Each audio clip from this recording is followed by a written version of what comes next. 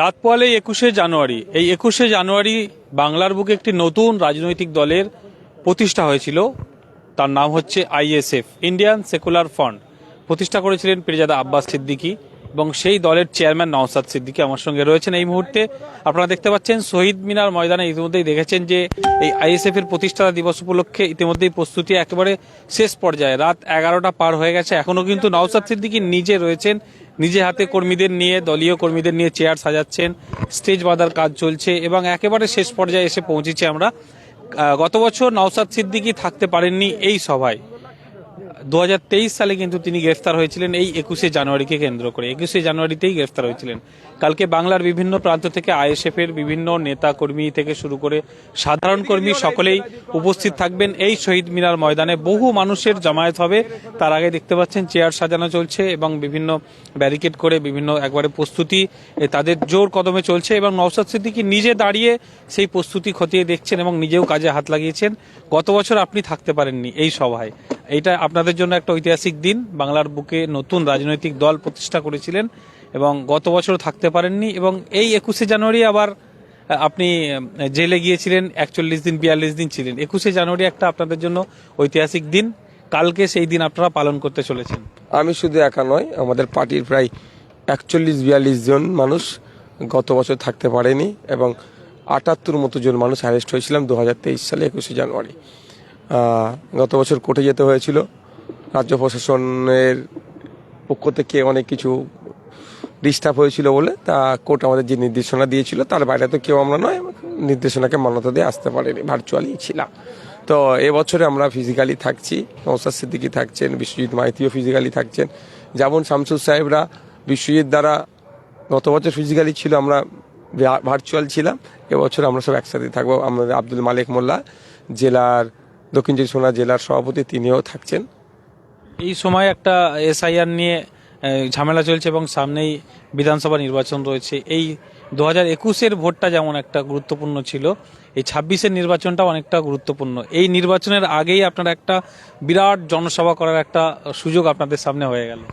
হ্যাঁ, এটা তো একটা ঠিক, আমরা যখন রাজনীতি করতে এসেছি আমাদের পলিটিক্সটা তো মাথায় রাখতেই হবে বা সুযোগ তো কাজে লাগাতে হবে। দেখুন একটা কথা, আজকের এই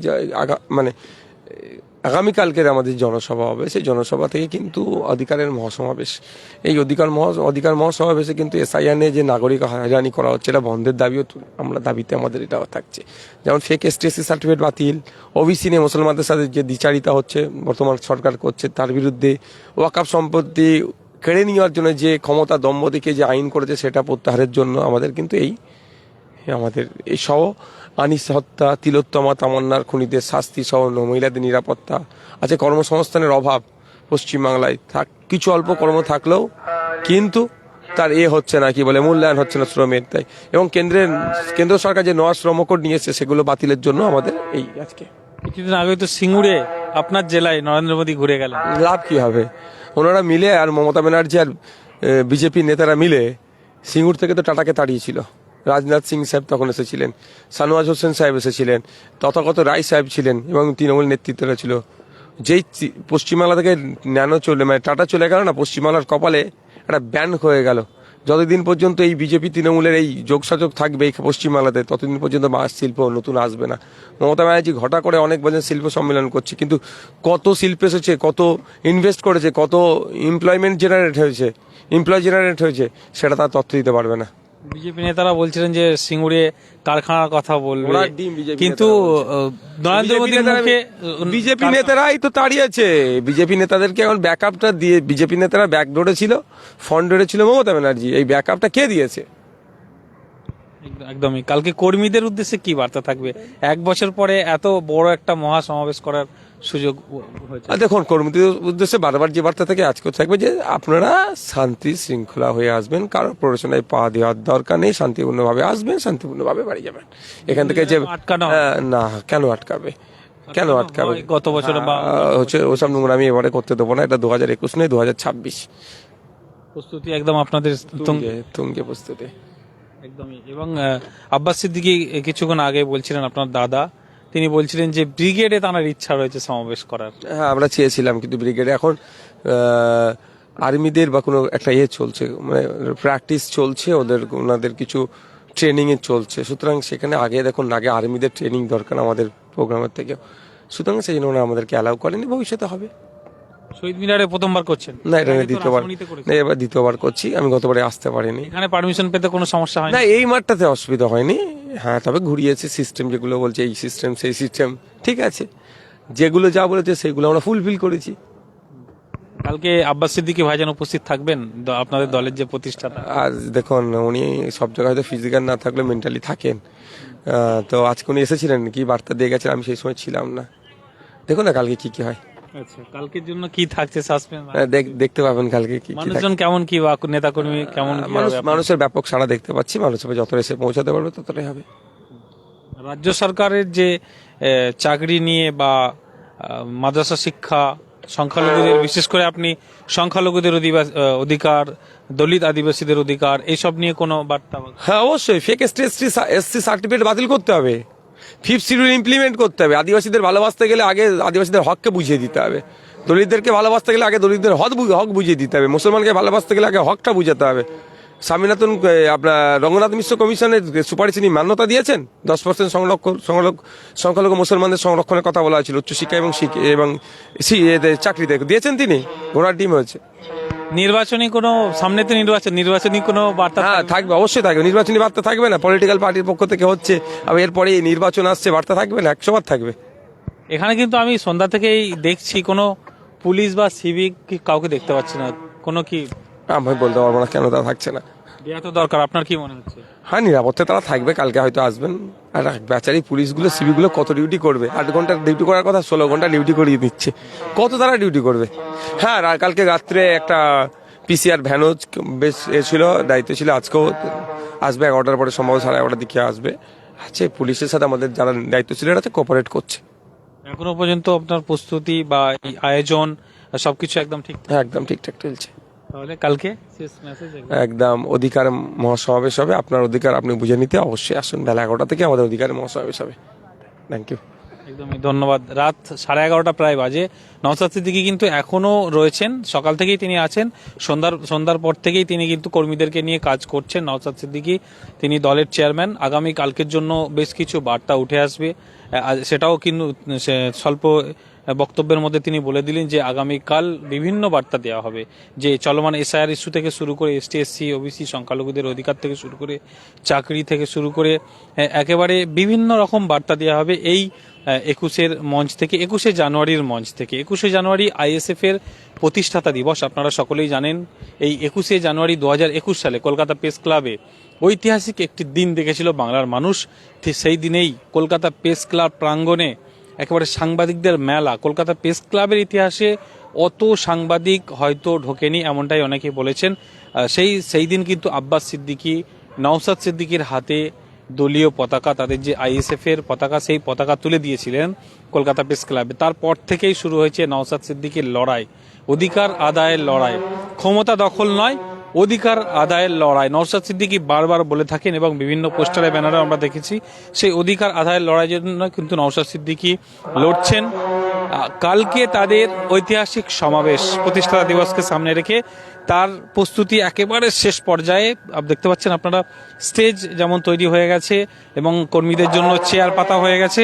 নওশাদ সিদ্দিকী সন্ধ্যা থেকেই এখানে তিনি নিজে থেকে কর্মীদের সঙ্গে চেয়ার পাচ্ছেন, বিভিন্ন বাস বাঁধার কাজ করছেন এবং দেখতে পাচ্ছেন যে কর্মীরা এখানে প্রচুর কর্মী সমর্থকরা ইতিমধ্যেই উপস্থিত হয়েছে, তারা পিছনে আছেন, বিভিন্ন কাজ করছেন, দায়িত্বপ্রাপ্তরা তারা বিভিন্ন কাজ করছেন। এবং সন্ধ্যার সময় উপস্থিত হয়েছিলেন দলের প্রতিষ্ঠাতা পীরজাদা আব্বাস সিদ্দিকী, তিনিও এসেছিলেন। তিনিও একটি এখানে আসার একটা আশঙ্কা প্রকাশ করেছেন যে ফিজিক্যালি তিনি দীর্ঘদিন তাকে দেখা যায়নি রাজনৈতিক ব্যানারে, তাকে বেশ কয়েক বছর ISF এর ব্যানারে তাকে দেখা যায়নি। নওশাদ সিদ্দিকী তিনিও বলেছেন যে দলের প্রতিষ্ঠাতা আব্বাস সিদ্দিকী তিনি তো যুক্ত আছেনই, কিন্তু নওশাদ সিদ্দিকী আব্বাস সিদ্দিকী ফিজিক্যালি ভাবে দলে নেই। তবে আজকে সন্ধ্যায় হঠাৎ তাকে ISF এর মহা সমাবেশে তাকে দেখা গেল এবং সাংবাদিকদের মুখোমুখি হয়ে তিনি জানিয়েছেন যে আগামীকাল 21শে জানুয়ারি হয়তো তিনি আসতে পারেন। 99% আসার সম্ভাবনা রয়েছে, এমনটাই কিন্তু আব্বাস সিদ্দিকী তিনি জানিয়েছেন যে তিনি হয়তো আসতে পারেন এই সমাবেশে, এবং রাজ্য স্তরের বিভিন্ন নেতৃত্বরা আসবেন এবং বিভিন্ন আইএসএফ এর কর্মীরা আসবেন।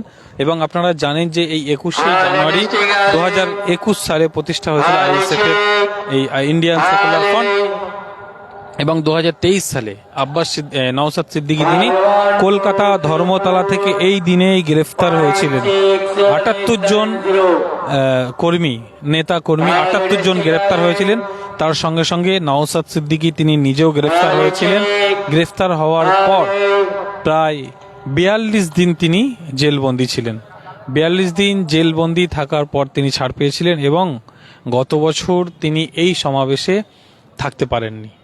এই শহীদ মিনারের এই যে সমাবেশ, সেখানে তিনি থাকতে পারেননি ফিজিক্যালি, তিনি অডিও বার্তা দিয়েছিলেন, এবং তার দলের বেশ কিছু নেতাকর্মী তারাও থাকতে পারেনি। তবে এবারে ফিজিক্যাল থেকে থাকবেন, তিনি থেকে কর্মীদের উদ্দেশ্যে বিভিন্ন বার্তা দেবেন এবং এসআইআর নিয়ে কথা বলবেন, এবং আরও যে সমস্ত রাজ্যের বিভিন্ন চলমান ইস্যু রয়েছে সেটা নিয়েও কথা বলবেন। এবং সামনে নির্বাচন রয়েছে, সেই নির্বাচনকে কেন্দ্র করে কর্মীদের উদ্দেশ্যে বার্তা দেওয়ার একটা সুযোগও থেকে যাচ্ছে আইএসএফের, সেটাও কিন্তু তিনি দেবেন। ইতিমধ্যে দেখতে পাচ্ছেন যে স্টেজের কাজ প্রায় কমপ্লিট হয়ে এসছে, এবং নওশাদ সিদ্দিকী সন্ধ্যা থেকেই কিন্তু এখানে নিজে উপস্থিত থেকে কর্মীদের সঙ্গে কাজে হাত লাগিয়েছেন, কর্মীদের উৎসাহ প্রদান করছেন। এই মুহূর্তে এসএসটিভি পাবলিকের ফেসবুক লাইভে আমি আরিফুল ইসলাম বাদশা সরাসরি আপনাদেরকে সেই চিত্র দেখাচ্ছি।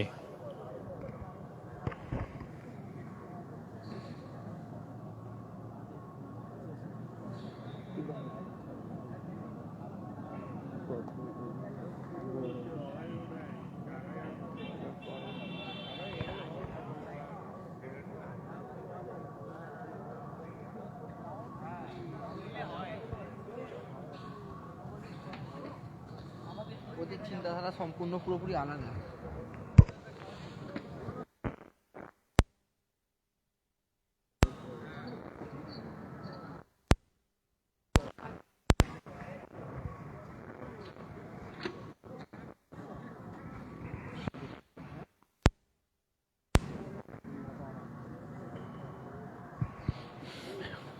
ক্যামেরা পার্সন দেখাচ্ছে আপনাদেরকে বিভিন্ন চিত্র ঘুরে ঘুরে যে শহীদ মিনার মধ্যরাত্রি, এখনও নওশাদ সিদ্দিকী ওই যে দূরে দেখতে পাচ্ছেন, সেখানেই কিন্তু নওশাদ সিদ্দিকী কর্মীদের সঙ্গে হাত লাগিয়েছে।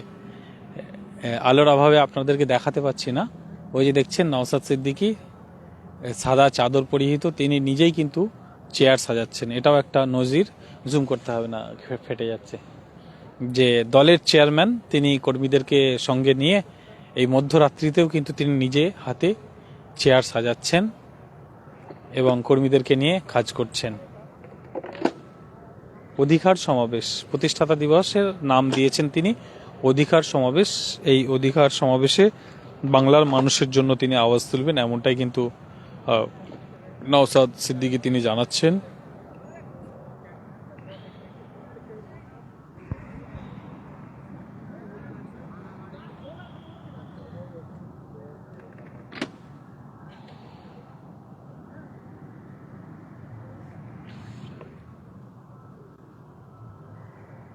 এবছরে সমাবেশ করতে গিয়ে কোনো রকম বাধার সম্মুখীন হতে হয়নি নওশাদ সিদ্দিকীকে, এমনটাই তিনি জানিয়েছেন। এবং যে আব্বাস সিদ্দিকী বলেছেন যে ব্রিগেডে ইচ্ছা রয়েছে তার সমাবেশ করার, তিনি ব্রিগেডে সমাবেশ করতে পারেন পরবর্তীতে। আজকে তিনি সন্ধ্যায় এখানে উপস্থিত হয়েছেন, উপস্থিত হয়ে একটা আশঙ্কা প্রকাশ করেছেন হয়তো তিনি কালকে উপস্থিত হতে পারেন। তিনি উপস্থিত হলে বেশ কয়েক বছর পর আব্বাস সিদ্দিকীকে আইএসএফ এর মঞ্চে দেখা যাবে, রাজনৈতিক মঞ্চে দেখা যেতে পারে। তিনি আশঙ্কা প্রকাশ করেছেন 99% তিনি হয়তো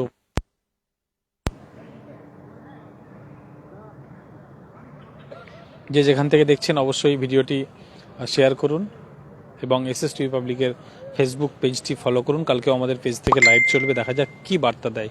এই মুহূর্তে রাজ্যে গুরুত্বপূর্ণ বেশ কয়েকটি ইস্যু চলছে, যেমন সবচেয়ে বড় হচ্ছে এসআইআর নিয়ে সাধারণ মানুষের হয়রানি হতে হচ্ছে।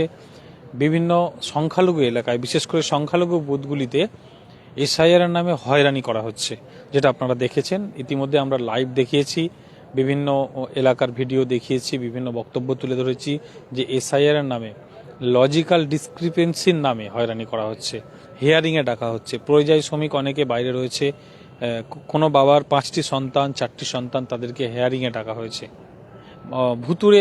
ভুতুরে অভিযোগ, অদ্ভুত অভিযোগ, বিচিত্র অভিযোগ নির্বাচন কমিশনের। সেই অভিযোগের ভিত্তিতে অনেককেই হিয়ারিংয়ে ডাকছেন। সেই হিয়ারিংয়ের ফলে মানুষকে হেনস্থা হতে হচ্ছে, বিশেষ করে মহিলাদেরকে। এবং তৃণমূল নেতারা তারাও কিন্তু অভিযোগ করছেন যে লক্ষ্মীর ভাণ্ডারে তারা প্রভাব ফেলছে, লক্ষ্মীর ভাণ্ডারের ভোটারে প্রভাব ফেলছে, এমনটা অনেকে অভিযোগ করছেন। এবং নওশাদ সিদ্দিকী কিন্তু এই এসআইআর নিয়েও বিভিন্ন প্রতিবাদ করেছেন, কালকেও এই মঞ্চ থেকে প্রতিবাদ করবেন। লজিক্যাল ডিসক্রিপেন্সির নামে যে হয়রানি চলছে সাধারণ মানুষকে, তার বিরুদ্ধে প্রতিবাদ এই মঞ্চ থেকেও কিন্তু দেখা যাবে। এবং ইতিমধ্যেই দেখেছে বিভিন্ন রাজনৈতিক দল তারাও প্রতিবাদ করছে। এবং বিজেপি যেটা করছে, আমরা যেটা খবর পেয়েছি ইতিমধ্যেই, যে 7 নম্বর ফর্ম ফিল আপ করে তারা সন্দেহভাজন বিভিন্ন ভোটারদেরকে তারা ডিভোটার করার চেষ্টা করছে। এবং আমি তমলুকে খবর পেয়েছি, মেদিনীপুরের তমলুকে, সেখানে 300+ ভোটারকে ডিভোটার করার একটা চক্রান্ত করেছে বিজেপি। তার জন্য কিন্তু একটা বিজেপি নেতা সেখানে গ্রেফতার হয়েছে। এইভাবেই কিন্তু নির্বাচন কমিশন মানুষকে হয়রানি করছে। এবং বিজেপির বিভিন্ন নেতাকর্মী তারাও কিন্তু সাধারণ মানুষকে হয়রানি করছে। বিজেপির বিরুদ্ধেও এই মঞ্চ থেকে আগামীকাল আওয়াজ তুলবেন নওশাদ সিদ্দিকী।